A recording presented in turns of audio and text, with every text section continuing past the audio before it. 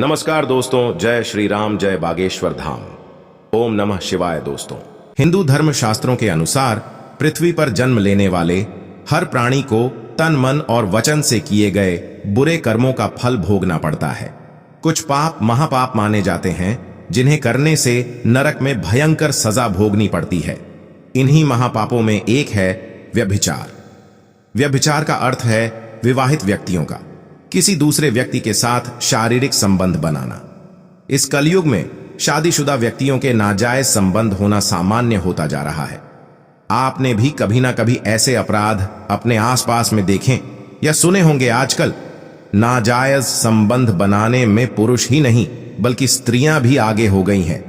आखिर स्त्रियां ऐसा करती क्यों हैं? इसका उत्तर पाने के लिए हमने हिंदू धर्म ग्रंथों और वर्तमान हो रही घटनाओं से आकलन किया तो हम इस नतीजे पर पहुंचे हैं कि महिलाओं द्वारा व्यभिचार करने के मुख्यतः दो कारण हैं, और उन दोनों कारणों को भी हम इस वीडियो में जानेंगे और इससे मिलने वाली भयंकर यातनाओं के बारे में भी बताएंगे, जिसे सुनने के बाद आपके मन में कभी भी व्यभिचार करने का ख्याल नहीं आएगा और आप इस दुष्कर्म से बच जाओगे, नर्क नहीं जाओगे। बस यही से आपके जीवन के अच्छे दिन शुरू हो जाएंगे। बस वीडियो को अंत तक जरूर देखना।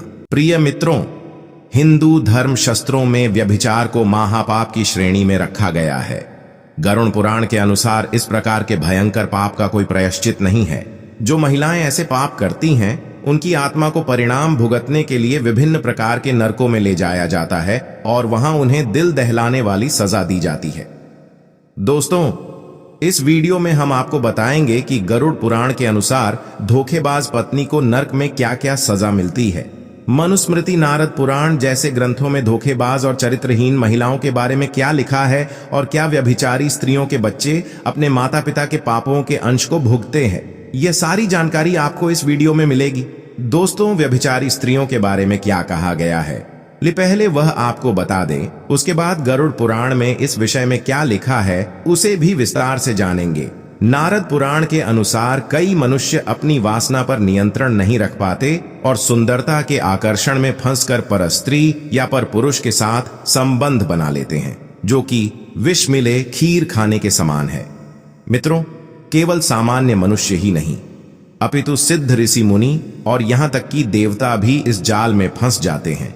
इसलिए इस महापाप को नियंत्रित करने के लिए भगवान ने कुछ नियम बनाए और इसकी सजा भी तय की है। नारद पुराण में लिखा है, जो पत्नी अपने पति को धोखा देकर दूसरे पुरुष से संबंध बनाती है, उसे मृत्यु के बाद नर्क में इस महापाप का ऐसा दंड मिलता है जिसे सुनकर परलोक भी कांप उठेंगे। नारद पुराण में एक प्रसंग का वर्णन मिलता है, जिसके अनुसार एक बार धर्मराज और भगवान राम के पूर्वज भागीरथ के बीच लोग और परलोक के बारे में चर्चा हो रही थी। तब भागीरथ जी ने धर्मराज से पूछा कि अपने पति को धोखा देने वाली स्त्रियों को यमलोक में किस प्रकार दंड मिलता है। प्रश्न के उत्तर में धर्मराज ने बताया कि यमलोक में उन महिलाओं के लिए बहुत दर्दनाक सजा होती है जो खुद को वासना से रोक नहीं पाती और दूसरे पुरुषों की ओर आकर्षित होकर उनके साथ संबंध बनाती है।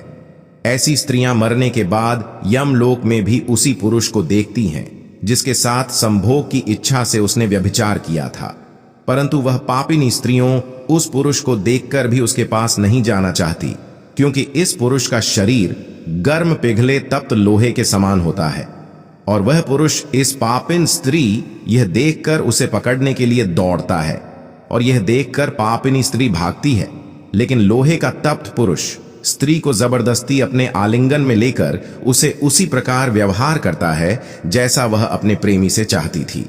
इससे उस स्त्री पूरा शरीर जल जाता है और उसे भयंकर पीड़ा होती है।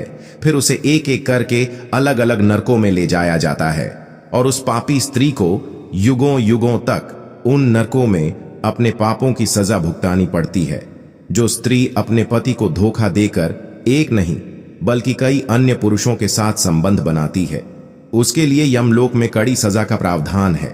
व्यभिचारिणी स्त्रियों को देखते ही यमराज क्रोधित हो जाते हैं और उन्हें प्राण घातक दंड देकर नरक में भेज देते हैं। वह महिला को बहुत पीटा जाता है, लेकिन यमदूत उस पर थोड़ा सा भी रहम नहीं करते। फिर उसे जलते हुए लोहे के खंभों का आलिंगन करवाया जाता है। लेकिन यमराज की सजा यही खत्म नहीं होती। इसके बाद स्त्रियों को नमक वाले पानी से नहलाया जाता है। चोट पर नमक वाला पानी पड़ने से वह बहुत छटपटाती है और अंत में यमदूतों द्वारा यही पानी उन्हें पिलाया भी जाता है।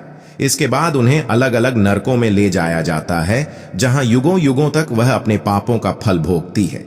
नारकों में यातनाएं सहने के बाद धरती पर उन्हें जानवरों के रूप में पुनर्जन्म मिलता है, लेकिन इन व्यभिचारी स्त्रियों को पशु योनि में भी निम्न योनि प्राप्त होती है।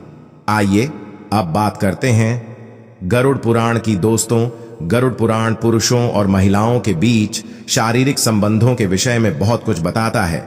इसमें कुंवारी या कम उम्र की लड़की के साथ संबंध बनाने के लिए अलग सजा का प्रावधान है और शादीशुदा महिलाओं के साथ अलग। गरुड़ पुराण के अनुसार जो महिला अपने पति को छोड़कर किसी अन्य पुरुष के साथ संबंध बनाती है तो उस आग से धधकते लोहे से बांध दिया जाता है। साथ ही पाप की सजा पूरी होने पर उस स्त्री को चमगादड़, दो मुंह वाला सांप या फिर छिपकली के रूप में जन्म लेना पड़ता है। जो महिलाएं अपने पति को धोखा देने के अलावा पति के पीठ पीछे गालियां देती हैं, अपशब्द कहती हैं, यमदूत ऐसी महिलाओं को कड़ाई में डालकर खौलते हुए गर्म तेल से तलते हैं।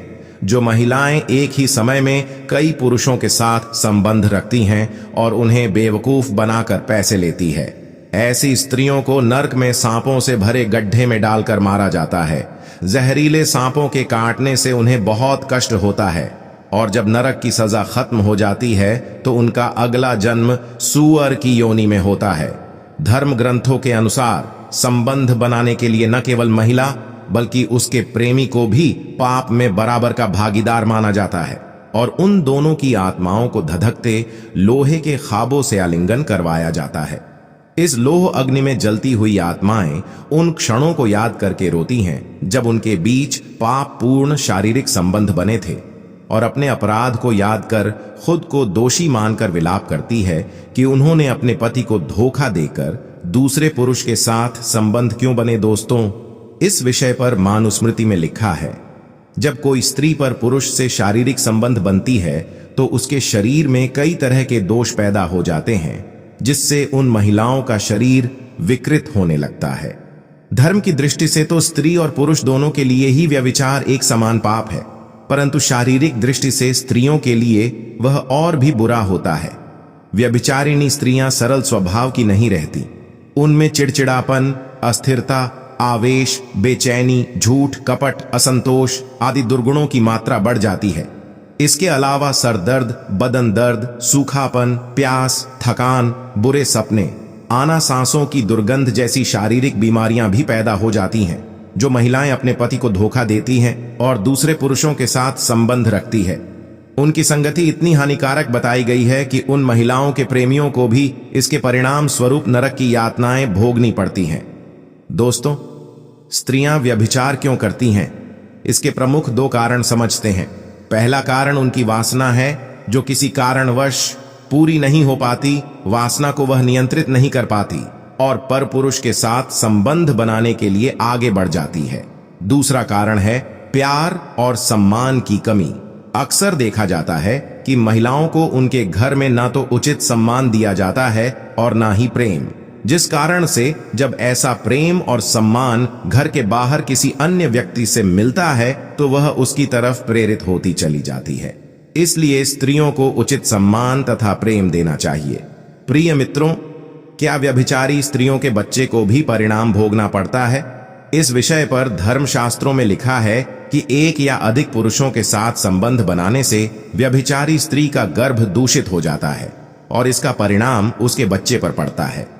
या तो उनके बच्चे नहीं होते और अगर होते भी हैं तो ऐसे बच्चे जन्म के कुछ वर्षों बाद ही मृत्यु को प्राप्त हो जाते हैं या अपना पूरा जीवन पैतृक रोगों को लेकर बिताते हैं।